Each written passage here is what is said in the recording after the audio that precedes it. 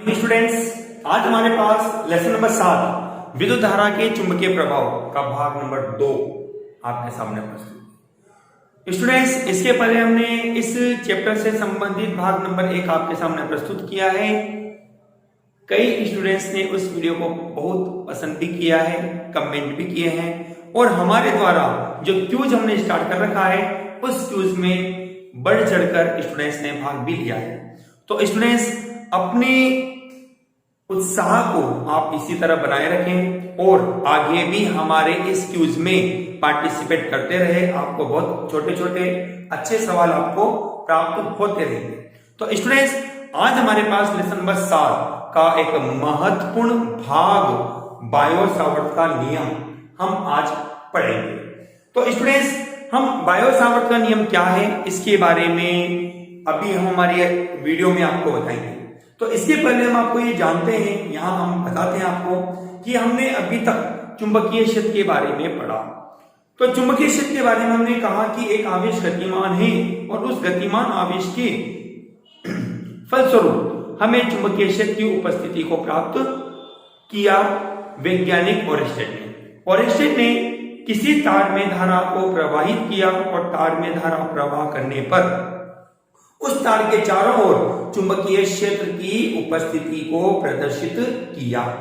तो students, bio Savart का नियम क्या कहता है, हम इस नियम पर आते हैं।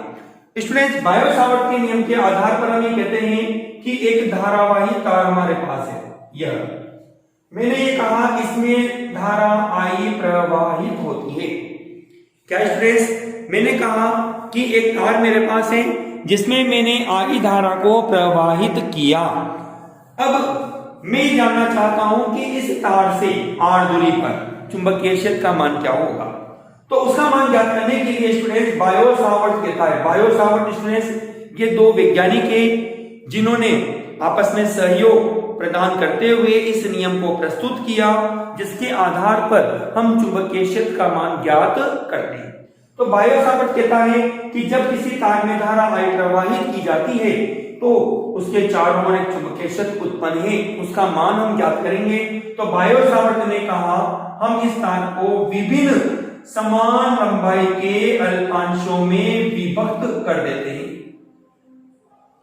माना एक अल्पांश है dl, ठीक है स्टूडेंट्स।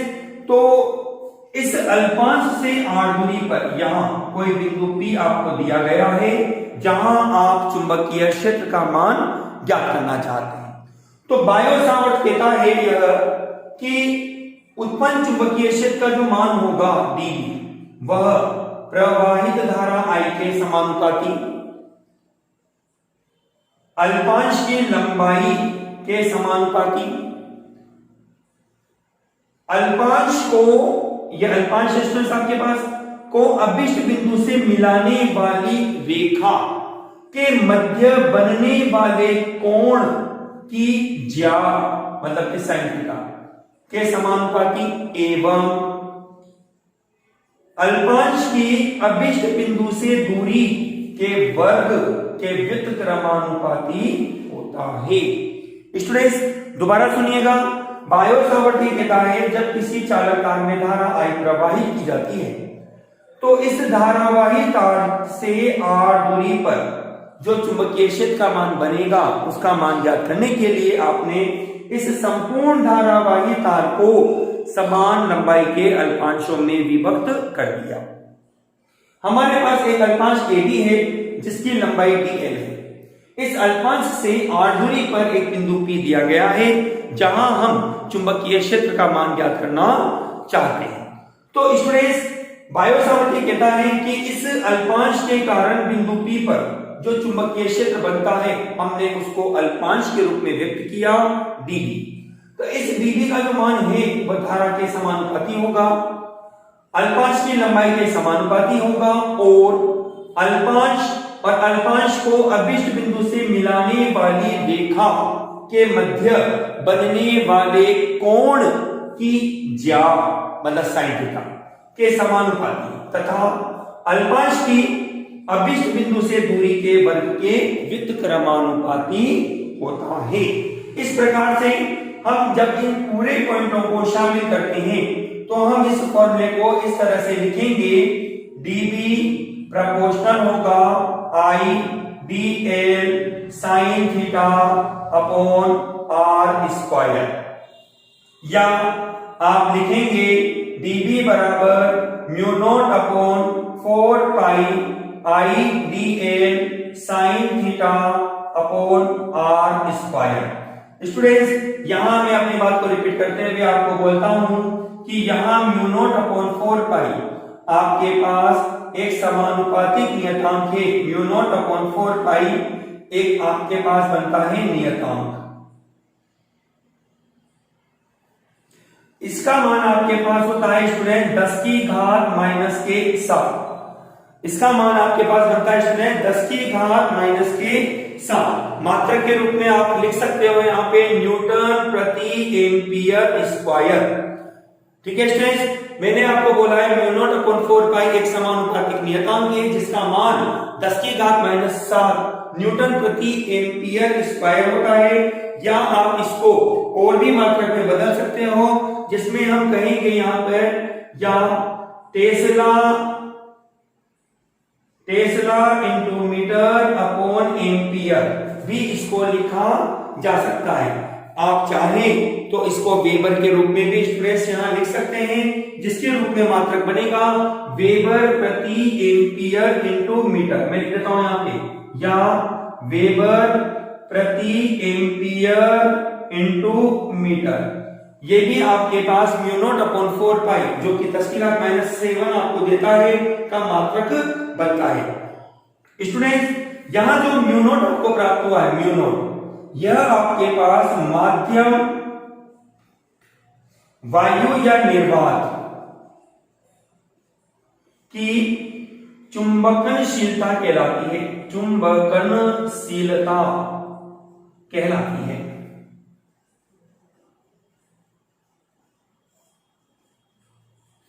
ठीक है स्टूडेंट्स, इस तरह से अभी तक आपने जो पढ़ा उसको मैं दोबारा से संक्षेप में रिपीट करता हूं।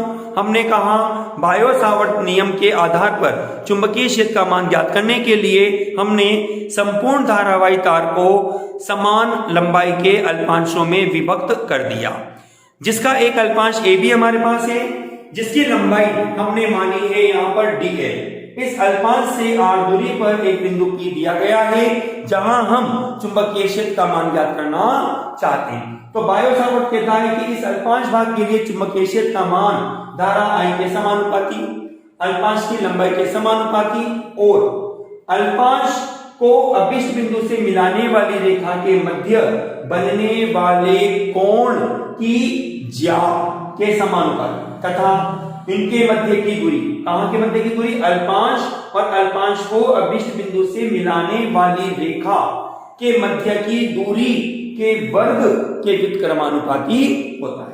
हमने कहा अतः dB प्रोपोर्शनल होगा I dl sin theta upon r square. जैसा कि हम पढ़ते हुए आए हैं शुरुआत से कि समानुपाती के निशान को हटाने के लिए यहाँ एक नियतांक को शामिल किया जाता है और वो नियतांक हमने माना है म्यू नॉट अपॉन 4 पाई, जिसका आंकिक मान होता है 10 की घात माइनस 7। आप इसको मात्रक के रूप में न्यूटन प्रति एम्पियर स्क्वायर या tesla into metre upon ampere या वेबर प्रति एम्पियर इंटू मीटर भी इसका मात्रक लिखा जा सकता है।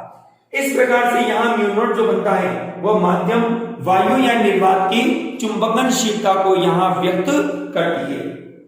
स्टूडेंट्स इसके अलावा यहाँ पर एक सबसे इंपॉर्टेंट चीज जो आपके पास है वह है इस बायो सावर्त के नियम का सदिश रूप। सदिश रूप क्या बनेगा उसको मैं यहाँ पर आपके सामने इस तरह से प्रदर्शित करेंगे। ध्यान से सुनिए, ध्यान से समझिए।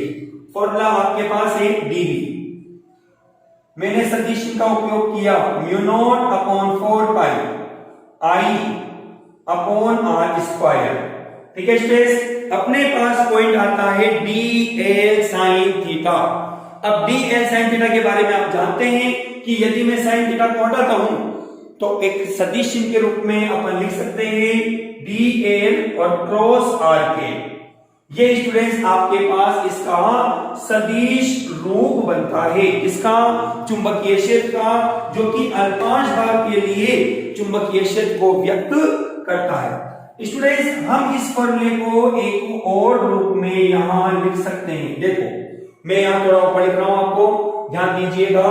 हम जानते हैं चूंकि आर के बराबर होता है सदिश आर अपॉन मोड आर, तो आपको मिलेगा dv सदिश बराबर बनेगा mu naught upon 4 pi I upon R square dl, ठीक है स्टूडेंट्स, इनटू हमने लगा दिया आर सदिश बटे ये मोड आर वाला हमने रख दिया है वहां पर। इसको आप लिख सकते हैं इस तरह से, टोटल सदिश रूप देकर dv सदिश बराबर होगा mu naught upon 4 pi I बटे R cube dl cross R सदिश के रूप में।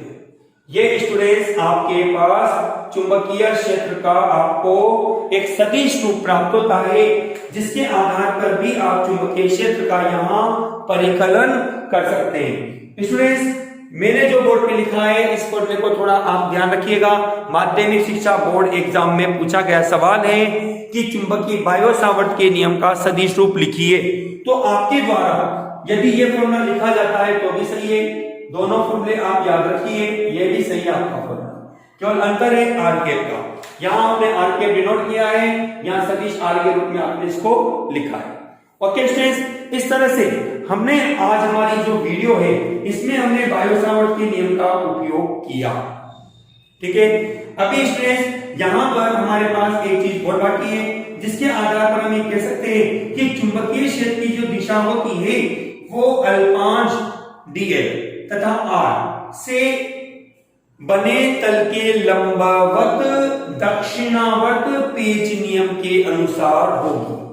क्या स्टूडेंट दोबारा से सुनिएगा मेरे पास यहाँ पर कि चुंबकीय क्षेत्र की जो दिशा होगी वो अल्पांश लंबाई dl और r से बने तल के लंबवत, मैं लिख देता हूं यहां पे कि यहां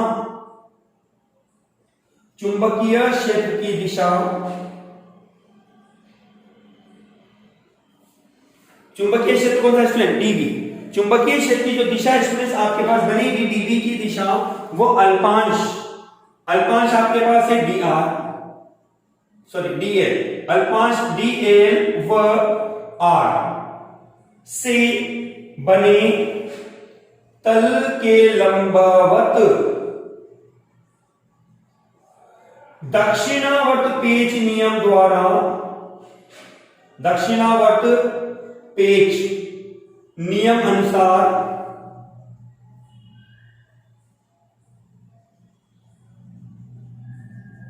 अनुसार तल के लंबवत ऊपर या नीचे की ओर होगी, नीचे की ओर होती है। स्टूडेंट्स देखिए ये मैं जो आपको पॉइंट मैंने आपको लिखाया है, जिसके आधार पर आप चुंबकीय क्षेत्र की दिशा का यहां पर परिकलन कर सकते हैं। मैं कुछ महत्वपूर्ण टॉपिक के रूप में आपको बात बताना चाह रहा हूं यहां पे, जिसको आप यहां पर अपने विशेष पॉइंटों के रूप में आप नोट कर सकते हो, जो कि आपके पास एक ट्रिक का काम भी करेंगे। मेरी बात को ध्यान से सुनिएगा।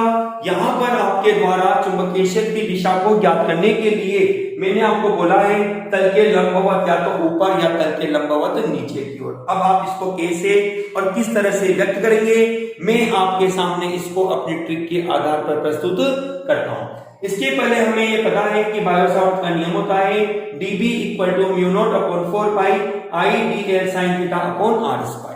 ठीक है स्टूडेंट्स, हम हमारी इस वीडियो को आगे बढ़ाते हुए हम आपको चुंबकीय क्षेत्र की दिशा ज्ञात करने के लिए आवश्यक मेथड, जिसको हम कहते हैं ट्रिक, आपको बताते हैं। देखिए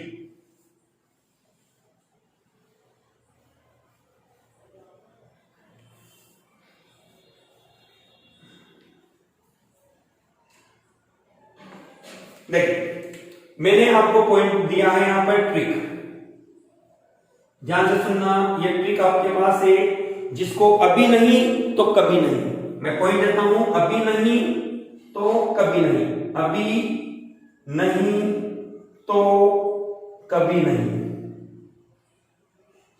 ध्यान से सुनिएगा, ये ट्रिक है जिसका नाम मेरे पास है अभी नहीं तो कभी नहीं। देखिए, दो बातें आपको समझनी है स्टूडेंट्स। यदि आपके पास कहीं पर एन स्थिति होती है जिसको हम कहते हैं तल के लंबवत, तल के लंबवत ऊपर की ओर, ऊपर की ओर, इसको आप डॉट के चिन्ह के द्वारा बनाते हैं, डॉट के चिन्ह द्वारा, डॉट के चिन्ह द्वारा दर्शाएंगे। और यदि आपके पास तल के लंबवत नीचे की ओर दिशा होती है, तल के लंबवत नीचे की ओर, नीचे की ओर दिशा आपके पास बनती है, तो आपको यहां पर क्रॉस चिन्ह का उपयोग करना होगा। स्टूडेंट्स, मेरी ट्रिक में बेस्ट ये है तल के लंबवत ऊपर की ओर जिसको आप एन से दर्शाइए, और तल के लंबवत नीचे की ओर इसको आप एस चिन्ह से दर्शाइए। ओके स्टूडेंट्स, चलिए अब हम इस दिशा का निर्धारण कैसे और किस तरह से करेंगे, इसको मैं आपको यहाँ पर अपनी कंडीशन लेके प्रस्तुत करता हूं। जैसे एग्जांपल के तौर पर स्टूडेंट्स, मुझे इस बिंदु P पर चुंबकीय क्षेत्र की दिशा ज्ञात करनी है, तो मेरे को ये दो अक्षर बनाने हैं यहाँ पे। इन दो अक्षरों में से जो सा अक्षर सेट करता है तल के लंबवत दिशा वही बनेगी। देखो, यदि मैं यहां पर इसको गोल घेरे के रूप में बंद करता हूं, ये तो ये एरो इस तरह से यूं जाता हुआ आता है, यूं इस तरह से आपके पास अक्षर बनता है स्टूडेंट्स एस।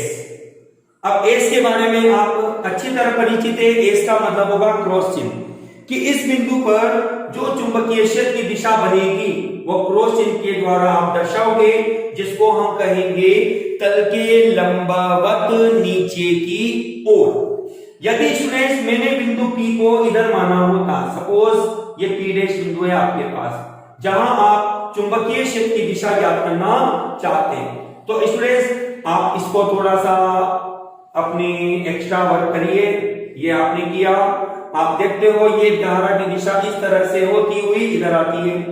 आपके पास अक्षर बनता है एन के रूप में, ये देखिए, और एन के लिए मैंने आपको बताया है तल के लंबवत ऊपर की ओर। तो आपके पास इस बिंदु P डैश पर जो दिशा बनेगी वो होगी तल के लंबवत ऊपर की ओर। ओके स्टूडेंट्स, इस तरह से आप यहां बायो-सावर्त के नियम का उपयोग करके जो ट्रिक मैंने आपको दी है उस ट्रिक का उपयोग करके चुंबकीय क्षेत्र की दिशा को आप आसानी से यहां पर ज्ञात कर सकते हैं। स्टूडेंट्स, इस चुंबकीय क्षेत्र की दिशा से संबंधित मेरे पास एक महत्वपूर्ण टॉपिक और है, ध्यान से सुनिएगा।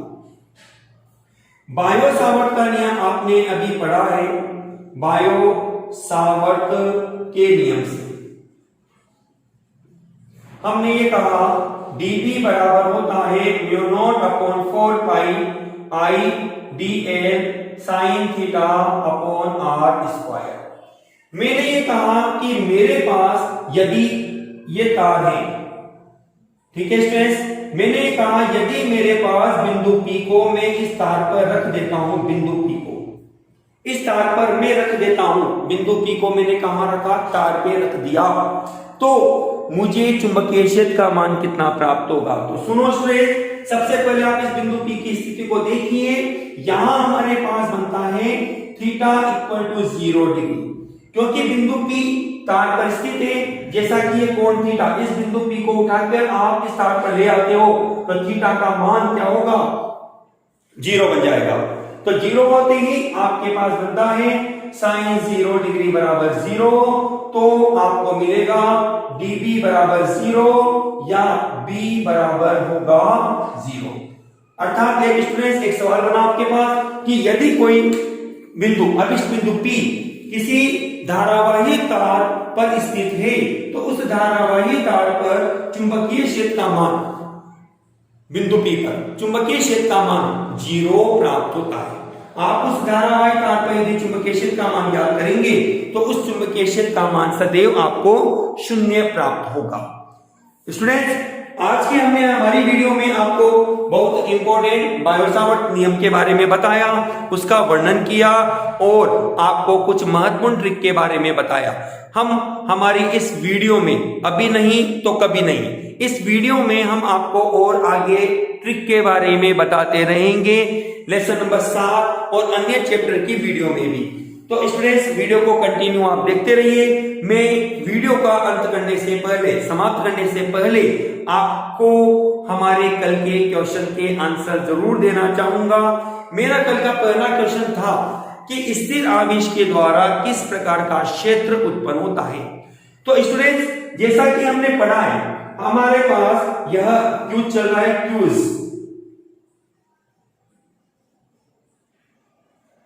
क्यूज में हमने आपको बोला था कि आपके द्वारा यदि कोई आवेश स्थिर माना जाता है नंबर 1 के रूप में, इस स्थिर आवेश के चारों ओर जो भी क्षेत्र बनेगा वो आपके पास होगा कौन सा क्षेत्र स्टूडेंट्स? विद्युत क्षेत्र।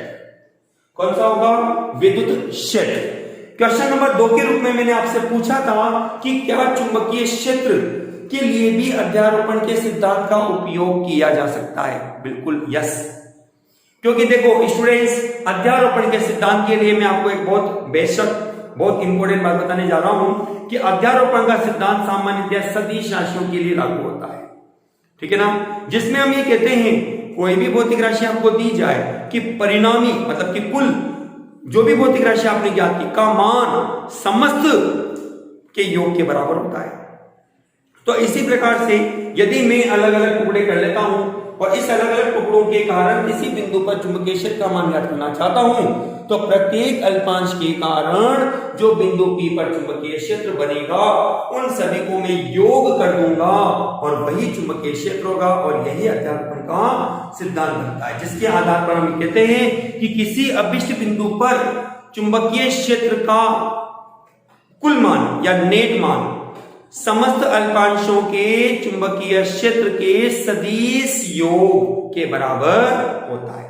तो स्टूडेंट्स, ये मैंने आपको अपने कल के पूछे गए क्वेश्चनों के बारे में आपको बताया। आज जो हमारे क्वेश्चन हैं उनके मैं आपको लिखता हूं, जिसका नाम हमारा है क्यूज में आज मैं आपके सामने 2 सवाल जो हमारे लेसन नंबर 7 है से संबंधित लेकर आया, जिसमें हम कहेंगे क्वेश्चन नंबर 1 के रूप में। क्वेश्चन नंबर 1 आपके पास है,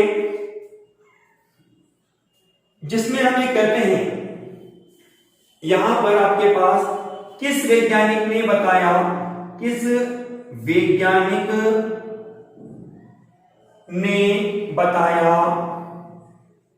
कि तार में धारा प्रवाहित करने पर उसके चारों ओर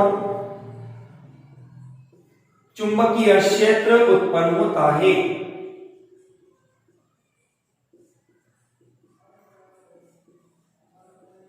ठीक है स्टूडेंट्स, ये हमारे पास क्वेश्चन नंबर 1 है आज के इस क्विज का। क्वेश्चन नंबर 2 आपके पास है, किसी धारावाही तार की अक्ष पर चुंबकीय क्षेत्र अक्ष पर स्थित बिंदु पर चुंबकीय क्षेत्र कितना होगा?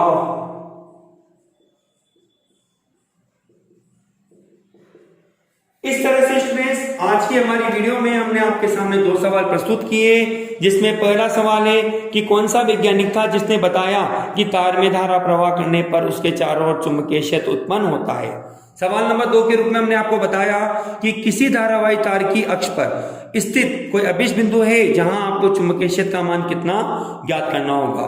तो स्टूडेंट्स, हमारे इस क्विज का जवाब आप तुरंत जल्द से जल्द अपने कमेंट बॉक्स में जरूर दीजिए। चैनल को आपने सब्सक्राइब नहीं किया तो सब्सक्राइब अवश्य कीजिए, वीडियो को पूरा अवश्य देखिए, क्योंकि इस लेसन में कहां कौन सी ट्रिक आपको मिल जाए आपको पता नहीं लगेगा। जैसा कि मैंने कहा, अभी नहीं तो कभी नहीं। Okay students, thank you.